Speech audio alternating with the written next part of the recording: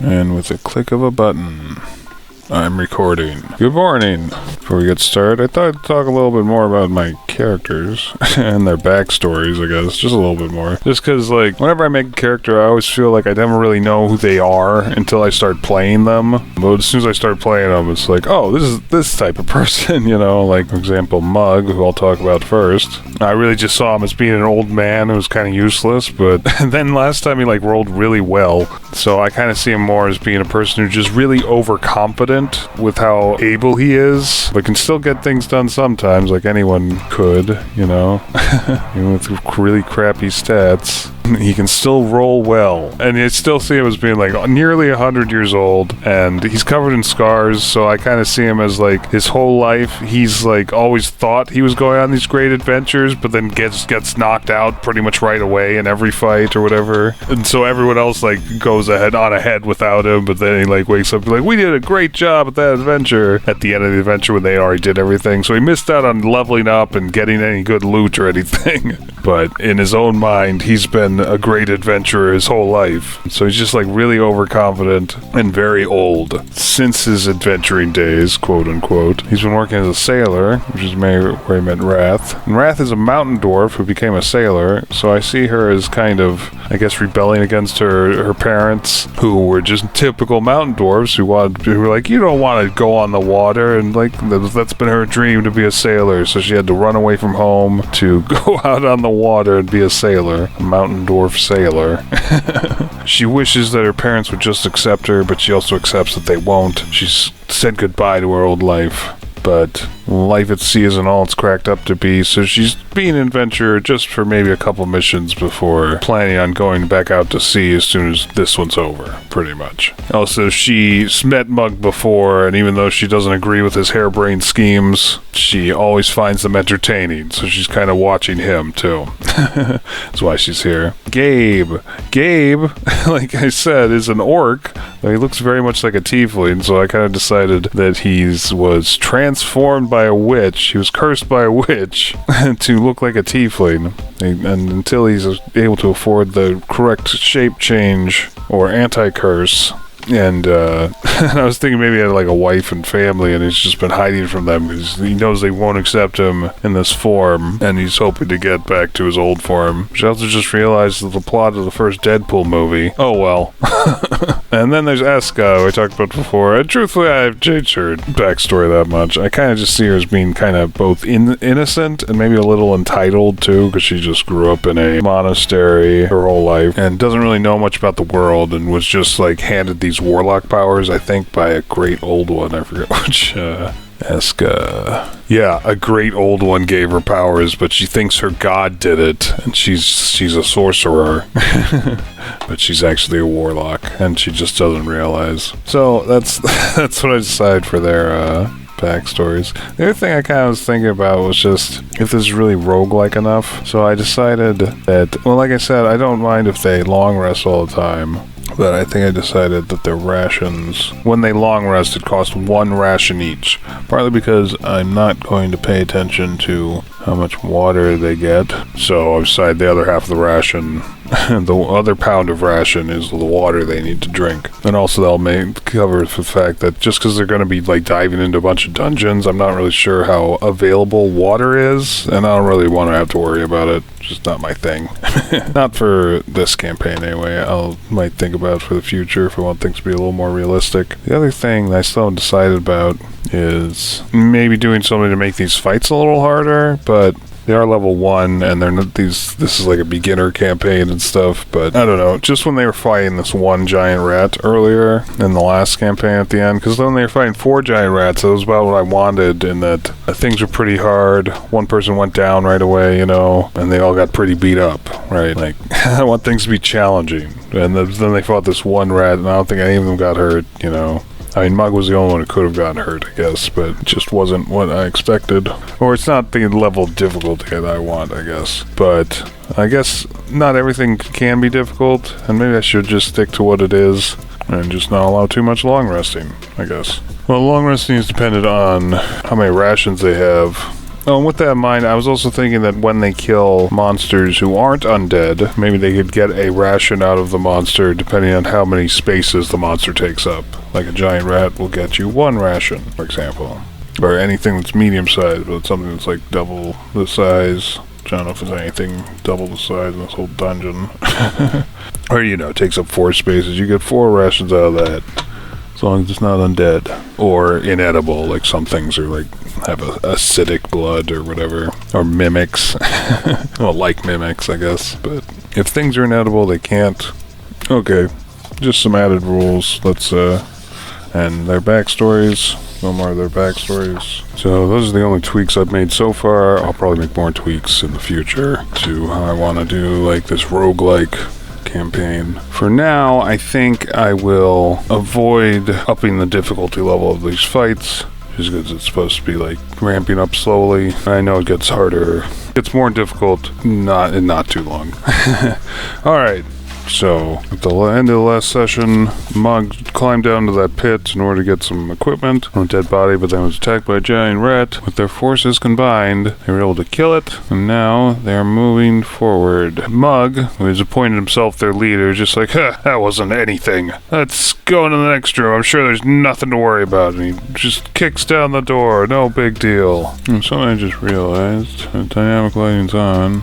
So explore mode. I don't know if that makes a difference, but I don't think I gave any of these people sight, so yeah, vision. Mug can't see anything as he goes into the next room. He's like, wow, it's really dark in here, so he lights a torch. Gabe and the rest join him a moment later. Asuka's just like, what's that on the wall there? As she comes in, put that red dot just to show he's light a torch or whatever. So he's giving off light. Now, normally, it would require a perception check to be able to see this. Like 20 or more, it's really hard to see. But, as I said before, if they don't see it, they can't get in here, you know, then they're gonna see it in my game, in this game. I wouldn't do that normally. My players have to find stuff themselves, you know, don't just give things to players. Oh, right, I'm not giving DM advice anymore, at least not for now. But I can't help it, I'm sorry. Anyway, Mug will immediately rush up because he's so overconfident, such a leader, quote unquote. he'll search the wall right there and then be like, oh, what do you mean? What do you mean? And Eska will come and be like, there's like a hidden lever in the wall. There's among these bricks in the wall. You can see one of these bricks sticks out kind of at an odd angle. I see it. It's a lever. And I'm actually going to do a contest of skills to see who pulls the lever first. Just be their base dexterity, 11 for Eska, critical miss for Mug. Mug's still searching frantically to find what she's even talking about. And Eska reaches her hand forward and pulls the thing for him. That activates a needle trap. Lever is pulled. That movement sets off a needle trap. The needle extends 3 inches out in the opening, deal 1 piercing damage to whoever pulled the lever.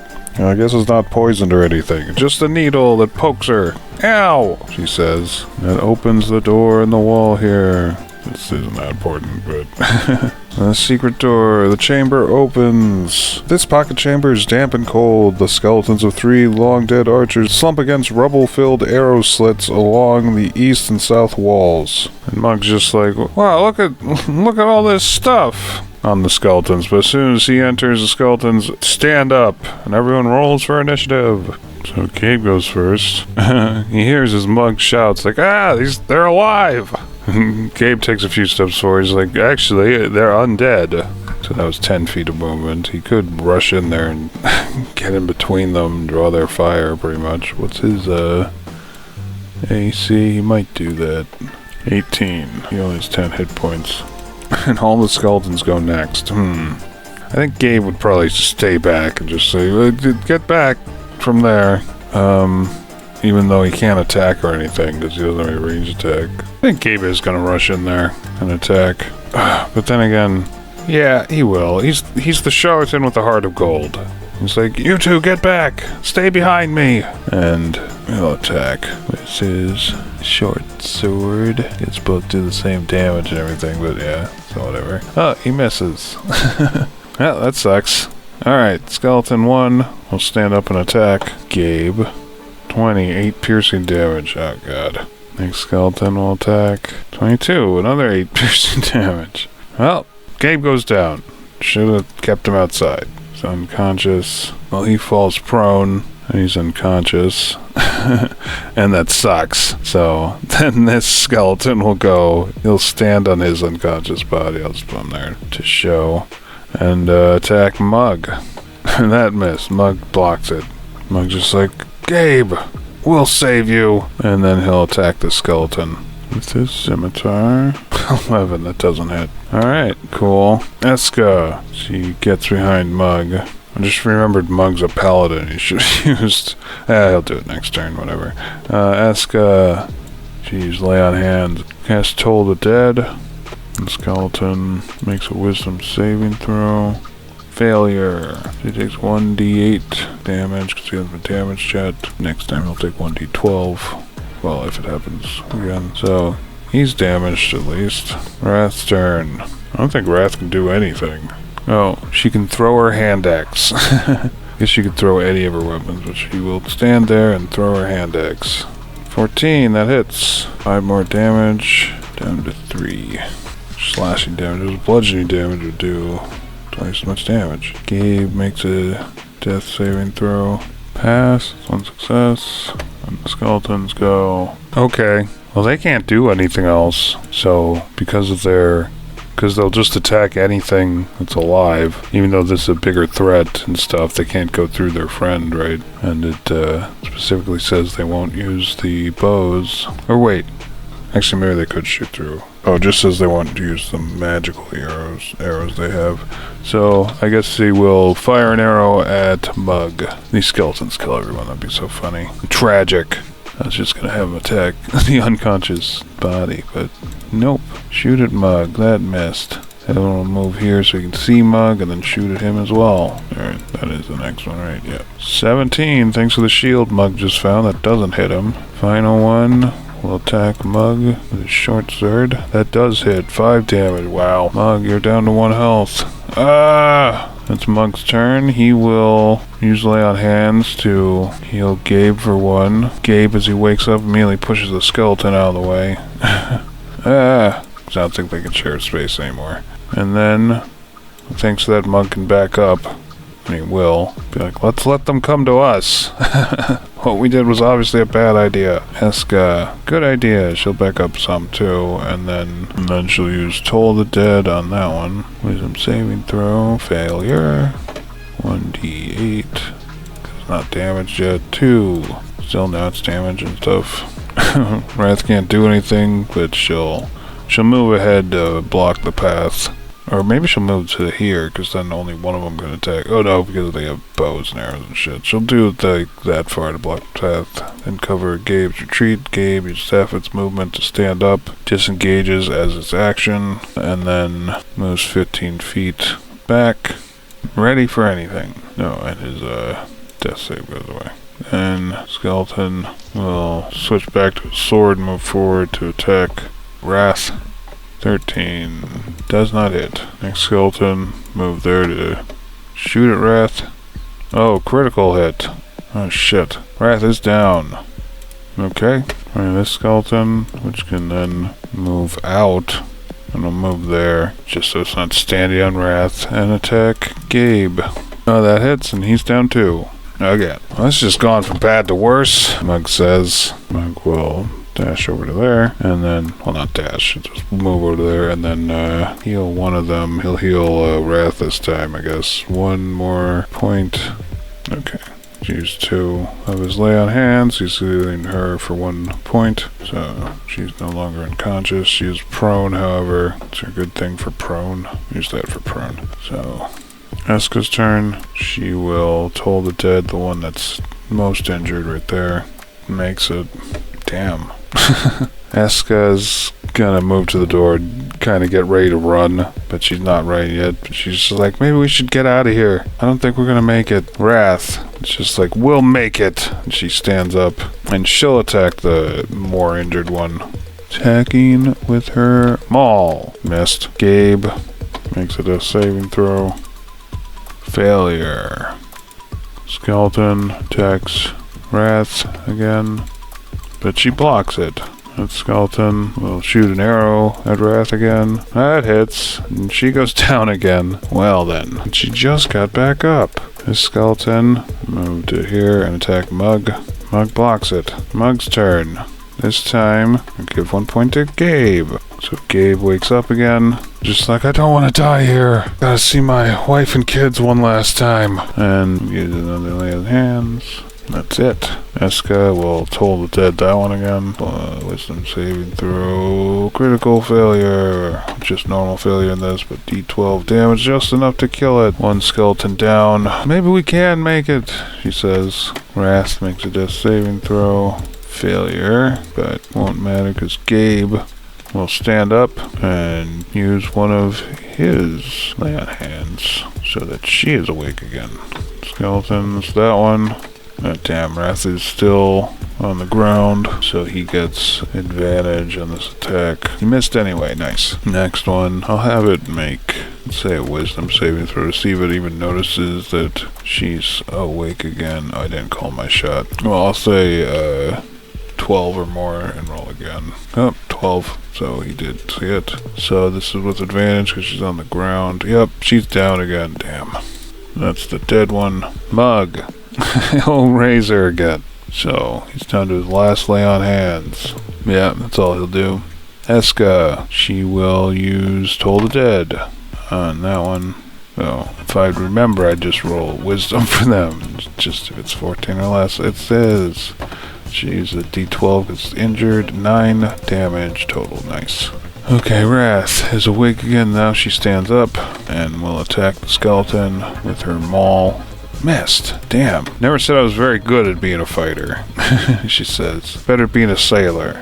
Gabe just like, sure you are. And he moves there to attack the skeleton with his mace. Whoops. 13 enough to hit? Yes, just enough. Okay. 6, that actually does double damage, but doesn't matter, it's dead anyway, because bludgeoning does more. So, 2 skeletons down. Gabe ends its turn, so that one's dead. And this one, final one, I'll move that out of the way. It'll move forward. It can attack either one of them, even amount. Even. It'll attack Gabe, so it attacks Gabe. Wow, critical hit. Look, it didn't do 11 damage, but it would just kill him outright. So Gabe's down again. And then, Mug's turn. Mug just rolls his eyes at this point, and yeah, he'll use his spell. His last lay on hands. Bring Gabe back to life. To wake him up again. Eska, yeah, she'll stay there and use Toll the Dead. But he passed. Okay, Wrath will attack with her maul. Hey, that hits 10 bludgeoning damage. Oh, so that just killed it, because that's double damage, because they're weak against that. Weak against, yeah, vulnerable to bludgeoning. I think that does double damage when they're vulnerable. Yep, so he's dead. Oh wow, that took longer than I thought it would. Well, everyone's just kind of like, are we even cut out for this? Do we even want to do this anymore? Mug's just like, of course, we have no choice, because I already signed up. And then and then they take a long rest, because I don't know what else to do. I just made those rules about long resting that it costs, that they can do it anywhere, cost a full ration. They can get more rations from monsters that aren't these undead monsters. So I'll have each of them use a ration. He doesn't have any rations? Oh, he does. He just has 2. Well then. So with that in mind, I guess just say that eating a ration is what caused the long rest, more or less. I mean, it's supposed to take 8 hours. Well, that's the point for overnight. They're just not rolling for random encounters right now. So I guess it still takes 8 hours, but maybe we'll say that people don't need to use a ration. She doesn't have any rations, huh? But yeah, we'll say they don't need to use a ration if they don't want to gain the benefits of a long rest. It won't be detrimental to it won't cause levels of exhaustion or anything for this. And not just because Eska apparently doesn't have a ration. I think that's kind of like maybe a little more fair. I don't know. I mean, normally everyone has to take a long rest together. I didn't know there was any. Does it depend on your background or something? Maybe that's it. What's your background? Sage. Yeah. Sages don't start with rations, I guess. Well, I'm gonna have, just so she has the rations on there. I'll have Mug give her one of his rations for when you need it. Oh, also Mug's over its carrying capacity. What does that mean? While pushing or dragging weight in excess of your carrying capacity, your speed drops to 5 feet. This carrying capacity is not a whole lot. And I think it's 120 pounds, so he just has to drop some things. Well, I used a torch, and I'm doing away with the need for water skins, so he just doesn't have it anymore. Oh yeah, and the skeletons each have 20 arrows on them, along with 2d10 silver and 1d10 gold, I guess. So, the mug, who has a longbow, can take all the arrows. And they also each have a +1 arrow. Oh yeah, I guess arrows don't weigh anything. That's good. So he has 3 +1 arrows, and then just normal arrows. 60. Oh, which does add up a little bit. He has 2 sets of common clothes. Only need 1 set, really. Or no sets. Just walking around naked. Just his chainmail. I'll just get rid of his silk rope. Or say he gives it to somebody else who already has silk rope. Like, Wrath. So Wrath can have 2 silk ropes now. She can carry lots of stuff. Okay, and I'll stop there for today. Just because that battle took longer than I thought it would, and I only want to stream for about an hour with each of these. So, thank you for watching, and good luck and good gaming.